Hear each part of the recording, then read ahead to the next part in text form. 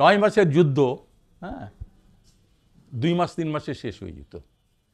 তারা কি পরিমাণে অসুবিধা করেছে যে এটা বাস্তবে বর্ণনা করে বোঝানো যাবে না।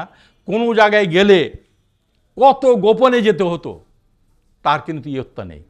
কোনো জায়গায় আশ্রয় নিলে তারা ঠিক খবর পেয়ে ধরিয়ে দিয়েছে অনেক জায়গায়।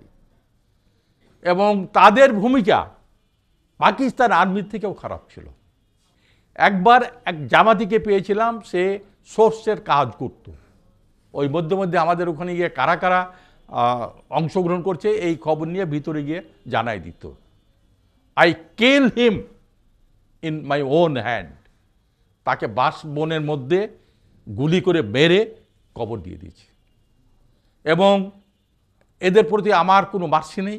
আমি যতদিন বেঁচে থাকবো, I am now 78 years old, আমি যতদিন বেঁচে থাকবো এই জামাতকে কোনো দিন সহ্য করতে পারবো না, সহ্য করব না।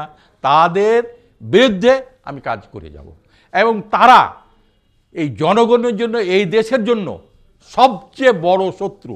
তারা এই দেশকেও চায় নাই, এই দেশের জনগণের জন্য কোনো কিছুকে চায় নাই। তারা একটা মতবাদকে প্রতিষ্ঠিত করার জন্য এইসব করেছে। টাইম উইল কাম, পুরো যুব সমাজ,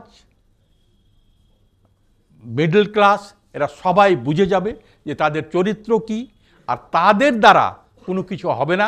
এরা একটা অবাস্তব এবং মিথ্যা আশ্রয় দিয়ে এই আন্দোলন করে যাচ্ছে। এবং এটাকে ওভারকাম করার জন্য আমরা অলরেডি স্টেপ নিয়েছি। আমরা একটা সংগঠন করেছি, মুক্তিযুদ্ধের প্রজন্ম।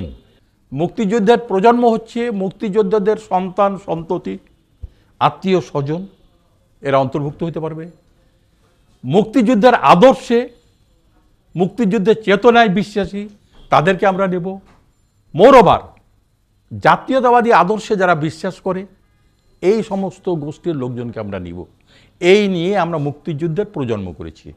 আমি একটা কথা বলে যাই, অনেক দেশের অনেক সম্পদ আছে, ন্যাচারাল সম্পদ আছে, অমুক আছে ইত্যাদি। আমাদের একটা বৃহৎ সম্পদ আছে যেটাকে আমরা ব্যবহার করতে পারছি না, সেটা হচ্ছে মানব সম্পদ। এই সম্পদকে যদি আমরা প্রপার ইউটিলাইজ করি, প্রপার ব্যবহার করতে পারি, তো এই বাংলাদেশকে কেউ আটকায় রাখতে পারবে না।